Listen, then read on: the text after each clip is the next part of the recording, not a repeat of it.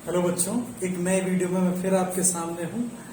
कई बार क्या होता है, कैपेसिटर के जो कॉम्प्लेक्स वाले क्वेश्चन होते हैं, कॉम्प्लेक्स मतलब जिसमें बहुत सारे कैपेसिटर लगे हुए होते हैं, तो जब दो पॉइंट्स के बीच में इक्विवेलेंट कैपेसिटेंस निकालने की बात आती है तो कई बार हम सीरीज और पैरेलल में बहुत ज्यादा कंफ्यूज हो जाते हैं।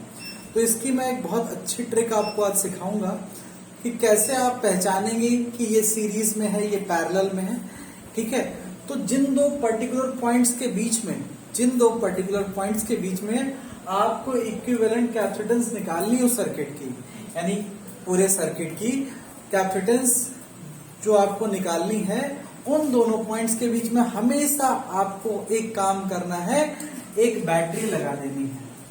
क्योंकि बेटा कोई भी सर्किट बिना बैटरी के चल नहीं सकता। ठीक है, तो आपने बैटरी लगा दी, ये अपने मन से आप कर सकते हैं।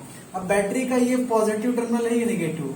अब बैटरी से आप क्या देंगे, पॉजिटिव टर्मिनल से आप चार्ज देंगे। क्योंकि कैपेसिटर का काम क्या होता है, चार्ज को स्टोर करना, तो चार्ज तो चाहिए उसको रिचार्ज करने के लिए। तो यहां तक चार्ज जब जाएगा तो आप देखिए इस ब्रांच में, ये जो ब्रांच सीधी है इसमें चार्ज सीधे सीधे जा रहा है।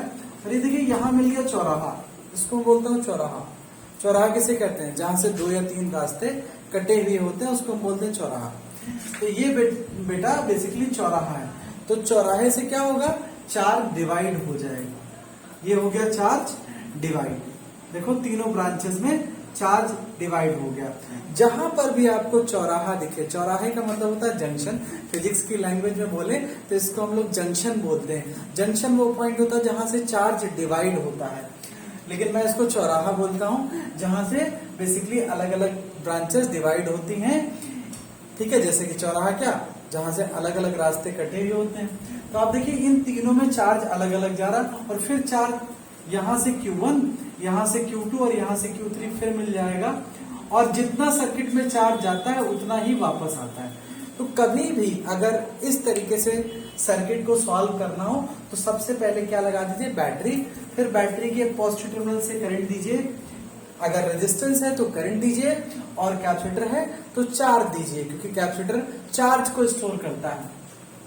यहां चौराहे से चार्ज डिवाइड हो रहा। अब इतना तो आपको पता होता है, जब चार्ज डिवाइड होता है तो पैरेलल में उनको हम कंसीडर करते हैं। तो ये तीनों किस में हो गए, पैरेलल में। बहुत आसानी से सॉल्व कर लीजिए। तो 6 6 6 पैरेलल में हो गए, और पैरेलल में हम लोग क्या करते हैं, सीधे सीधे ऐड कर लेते हैं।